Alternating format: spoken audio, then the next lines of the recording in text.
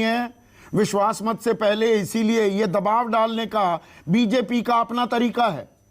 विश्वास मत से पहले ही याद आता है कि अरे भ्रष्टाचार हुआ, इसमें छापेमारी होनी चाहिए थी।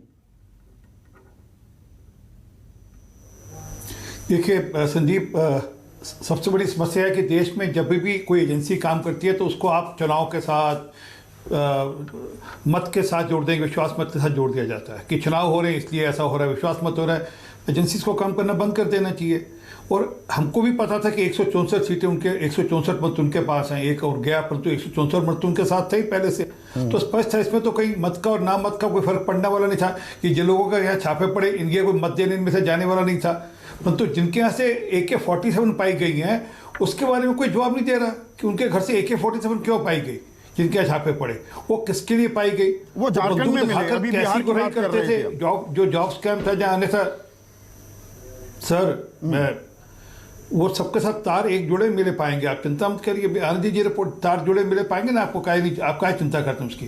तो जो मूल बात की बात करें, अभी मेरे मित्र शिवसेना के बारे में बात कर रहे थे, सरकार रहते हुए 2 मंत्री जेल में गए, नवाब मलिक और अनिल देशमुख, हमने थोड़ा भेजा, वो कार्रवाई हुई उनके खिलाफ, वो कोर्ट गए, कोर्ट ने उनकी बेल भी नकार दी, वो अभी भी जेल में है।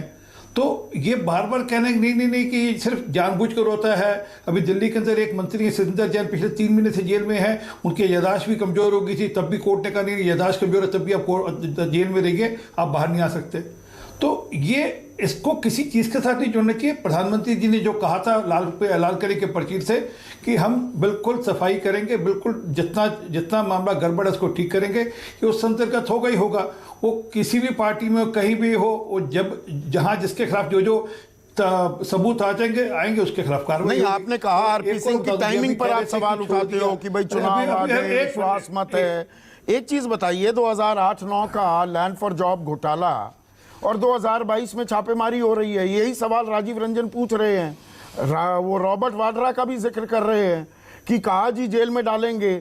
आप वक्त का इंतजार करते हैं क्या? 2017 में नीतीश कुमार ने, और ये सवाल मैंने इसलिए पूछा भी, तेजस्वी यादव का साथ छोड़ दिया कि भ्रष्टाचारी हैं, तो 5 साल पूरा वक्त मिला IRCTC घोटाले की जांच की जाए। वो जांच तब क्यों नहीं हो पाती? अब नई सरकार बन गई तो बड़ी रफ्तार में आ गई, CBI भी, ED भी। जी धन्यवाद।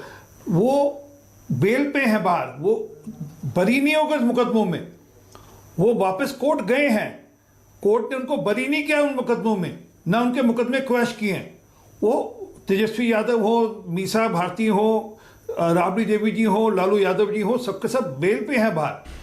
तो ये सबको जानकारी में है कि कैसे क्या खेल है। और इसलिए ये बार बार आप हमारे पे जो आरोप लगाते हैं कि नहीं जब कार्रवाई तब होती है जब कोई चुनाव आएगा, कुछ होगा, इससे कुछ लेना देना नहीं।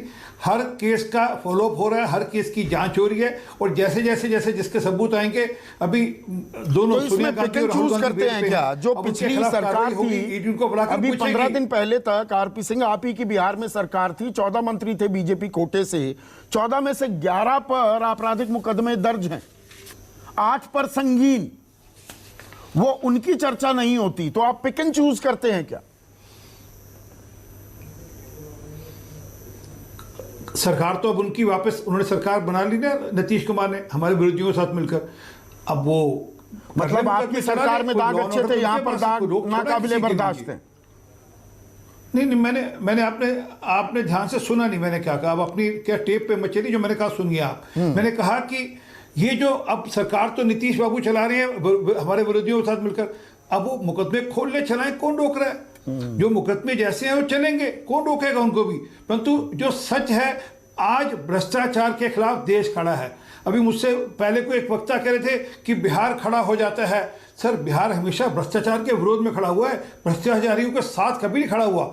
मैं भी उसी आंदोलन से निकला हुआ कार्यकर्ता हूं जिसने भ्रष्टाचार के खिलाफ लड़ाई लड़ी थी इमरजेंसी के दौरान। और वो आज भी बिहार अगर खड़ा होगा तो भ्रष्टाचार के विरोध में खड़ा होगा, भ्रष्टाचार के साथ में नहीं खड़ा होगा। आप जितनी मर्जी लिपापोती कर लीजिए। तो यहाँ पर तो 7 विपक्षी दल भ्रष्टाचार के विरोध में खड़ा हुआ। आरपी सिंह, 7 विपक्षी दल साथ आ गए, वो 7 कह रहे हैं हम साथ हैं, बीजेपी अकेली रह गई। तो ये आगे की राजनीति के भी कुछ बानगी, कुछ ट्रेलर हम देख रहे हैं। क्या नीतीश कुमार ने विधानसभा में, वो बिहार विधानसभा में बोल रहे थे पर कह रहे थे सब विपक्षी दलों ने मेरे इस फैसले की सराहना की और विपक्ष को एकजुट हो जाना चाहिए। ये विपक्ष एकजुट होता दिख रहा है क्या आरपी सिंह? ये चिंता का सबब है क्या आपके लिए?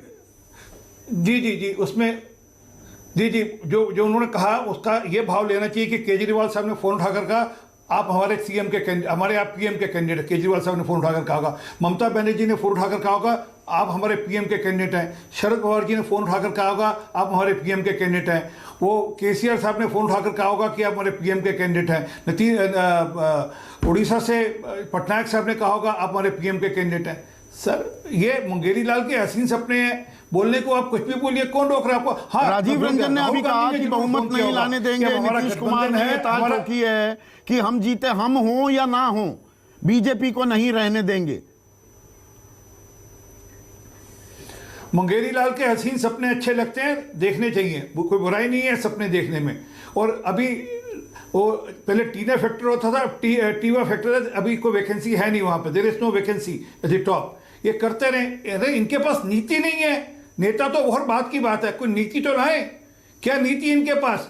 क्या क्या क्या काउंटर करेंगे जो आज देश में किसान सम्मान निधि दी जा रही है, आज जो गरीब आदमी को हेल्थ इंश्योरेंस दी जा रही है आयुष्मान भारत में, उसका क्या काउंटर करेंगे? ये उसका क्या काउंटर करेंगे जो गरीब लोगों को राशन दिया गया, जहाँ उसका क्या अच्छा, ये रेवड़ियां नहीं है ना वैक्सीनेशन लगाए? ये तो रेवड़ी की परिभाषा में नहीं आते, ये रेवड़ी कल्चर में तो नहीं आते ना। वो आजकल बड़ी चर्चा हो रही है, प्रधानमंत्री ने 3 बार कहा ये रेवड़ी कल्चर, ये रेवड़ी परंपरा देश की अर्थव्यवस्था का बट्टा बिठा देगी। सुप्रीम कोर्ट में लगातार सुनवाई चल रही है। ये रेवड़ियां नहीं है ना, ये जन कल्याण है। प्रभु राम आप पे कृपा करें कि कोरोना आपको ना हो, परंतु मेरे को हुआ था, मुझे पता कि कोरोना का वैक्सीनेशन कितना जरूरी है। आपके लिए वो रेवड़ी है कोरोना का वैक्सीनेशन, देश के आम आदमी के लिए जरूरत नहीं। मैं वो जानना चाह रहा हूँ, वैक्सीनेशन हमेशा इस देश में फ्री हुई है, आप कोई नायाब चीज करके नहीं लाए। वैक्सीनेशन इस देश में हमेशा हुई, वो हमेशा फ्री में होती आई। 30 साल हाँ, वो बात सही है, पर फ्री होती आई। गलत कह रहा हूं तो बताइए। भारत की अपनी वैक्सीन कभी अपने देश में अपनी बनी हुई वैक्सीन इतनी स्पीड से कभी भारत ने कभी बनाकर कभी लोगों को लगाई नहीं, और 200 करोड़ वैक्सीनेशन देश में लगी नहीं कभी इस प्रकार से। चलिए, पर बात यह है